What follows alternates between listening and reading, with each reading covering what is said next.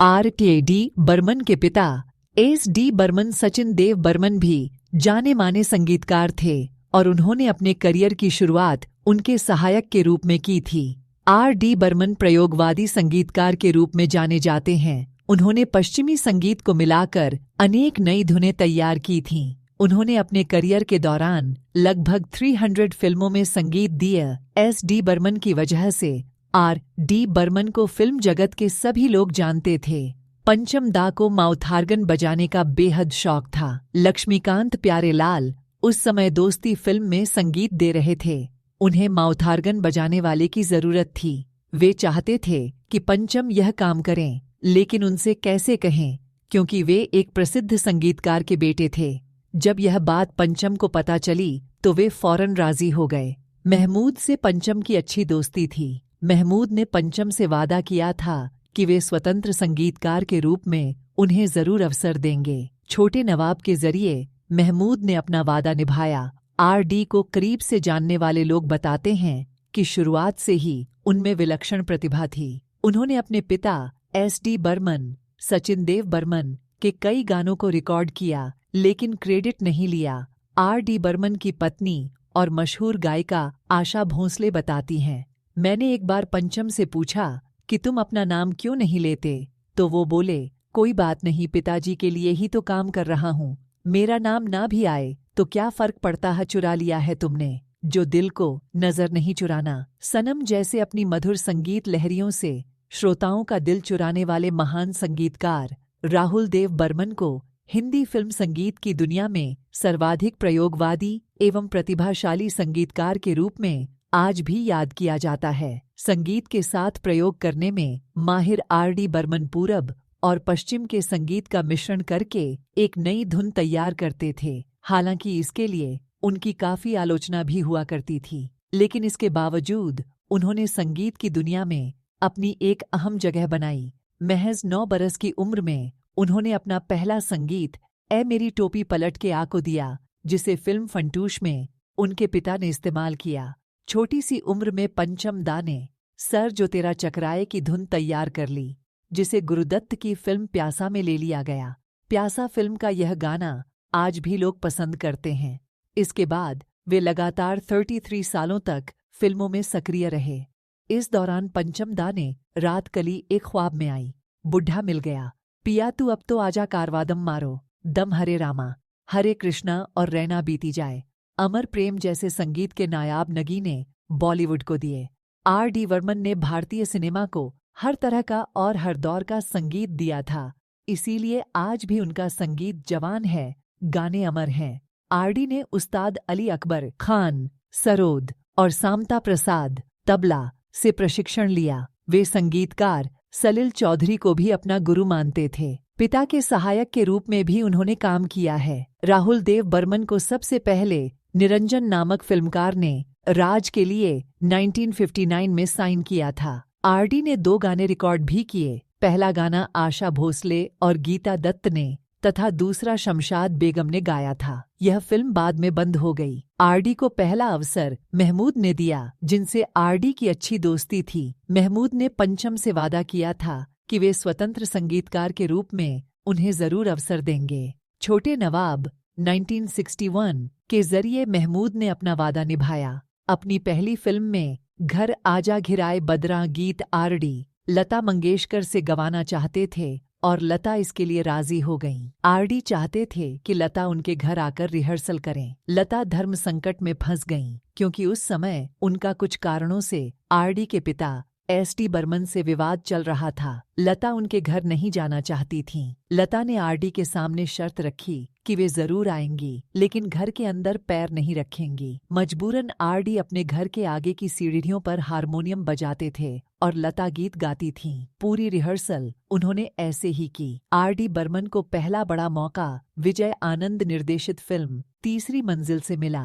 Film के hero Shammi Kapoor और निर्माता नासिर हुसैन नहीं चाहते थे कि R.D. संगीत दे। निर्देशक के जोर देने पर उन्होंने 3-4 धुनें सुनी और सहमति दे दी।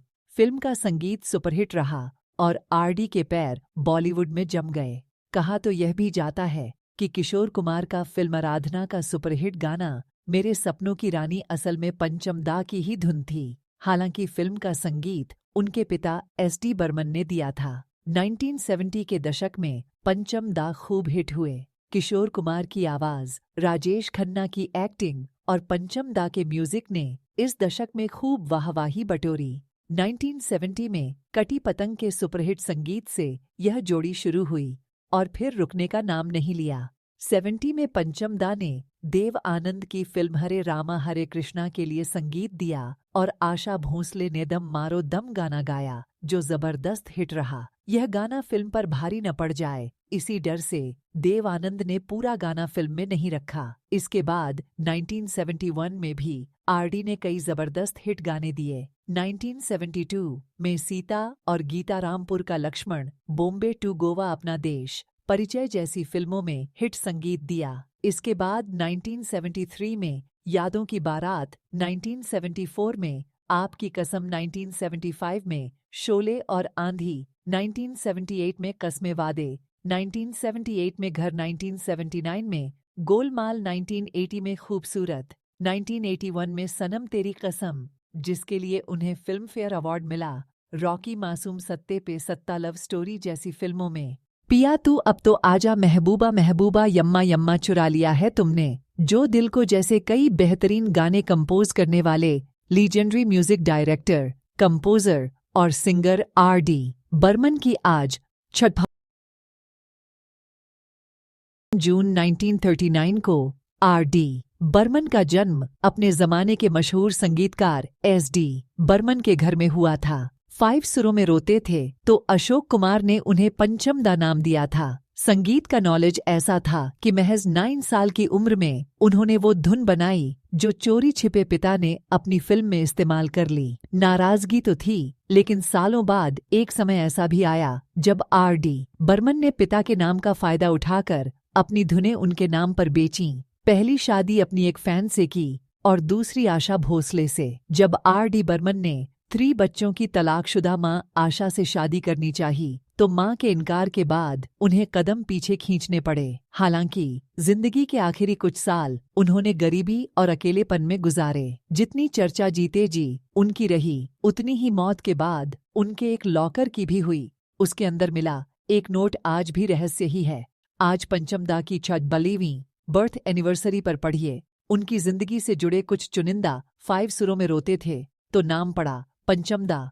अशोक कुमार ने दिया ये नाम। आर.डी. बर्मन, राहुल देव बर्मन का जन्म 27 जून 1939 को हिंदी फिल्म के म्यूजिक कंपोजर और सिंगर सचिन देव बर्मन, एस.डी. बर्मन और मीरा देव बर्मन के घर कोलकाता में हुआ था। उनका नाम तो राहुल था, लेकिन दादी प्यार से उन्हें टुबलू बुलाती थीं। बर्मन के नक्शेकदम पर आर.डी. बर्मन भी गायकी में उतरे। बचपन में जब भी रोते थे तो उनके रोने पर 5 सुर निकलते थे। वहीं जब एक बार एस.डी. बर्मन के घर पहुंचे अशोक कुमार ने उन्हें रियाज में प का बार बार इस्तेमाल करते सुना तो उनका नाम पंचम रख दिया। जब आर.डी. बर्मन हिंदी सिनेमा में आए तो उन्हें पंचम दा नाम से ही पहचाना गया। हिंदुस्तानी क्लासिकल संगीत के मुताबिक पंचम 5वें स्केल में गाने को कहा जाता है। पहला स्केल शाजा, दूसरा ऋषभ, तीसरा गांधार, चौथा मध्यम, 5वां पंचम, छठा धैवत, 7वां निषाद। कम उम्र से ही आर.डी. बर्मन का झुकाव पिता की तरह गायकी की तरफ रहा। वो गायकी को इतनी तवज्जो देने लगे कि पढ़ाई से ध्यान हट गया। नतीजतन उनके 9 साल की उम्र में नंबर कम आए। जब पिता को ये बात पता चली तो उन्होंने पूछ लिया, क्या तुम्हें पढ़ाई नहीं करनी? आखिर तुम करना क्या चाहते हो? जवाब मिला, मैं आपसे भी बड़ा संगीतकार बनना चाहता हूँ। पिता एस.डी. बर्मन, तुमने आज तक कोई धुन भी बनाई है? पिता के इस सवाल पर आर.डी. बर्मन ने 1-2 नहीं बल्कि 9 ताज़ी धुन सुना दी। सिर्फ 9 साल के बच्चे की 9 धुनें सुनकर पिता भी दंग रह गए। उन्होंने कुछ नहीं किया और वहां से चले। कुछ समय बाद एस.डी. बर्मन अपने काम के लिए दोबारा मुंबई लौट आए। सालों बाद फिल्म फंटूश 1956 रिलीज हुई। 17 साल के आर.डी. बर्मन जब कोलकाता में ये फिल्म देखने पहुंचे तो उन्हें जोरदार धक्का लगा। पिता के कंपोजिशन में बने फिल्म के गानों में वही धुन थी जो उन्होंने सुनाई थी। वो गाना था आई मेरी टोपी पलट के। आर.डी. बर्मन की उम्र कम जरूर थी, लेकिन वो इस बात से काफी नाराज हुए। जब उनकी पिता से मुलाकात हुई तो उन्होंने गुस्से में पूछा, आपने मेरी धुन क्यों चुराई? जवाब मिला, मैं तो ये देख रहा था कि तुम्हारी बनाई धुन लोगों को पसंद आती है या नहीं। 1957 की गुरु दत्त की फिल्म प्यासा के गाने सिर जो तेरा चकराए में भी एस.डी. बर्मन ने अपने बेटे आर.डी. बर्मन की धुनों का इस्तेमाल किया था। बर्मन के नक्शेकदम पर आर.डी. बर्मन भी गायकी में उतरे। बचपन में जब भी रोते थे तो उनके रोने पर 5 सुर निकलते थे। वहीं जब एक बार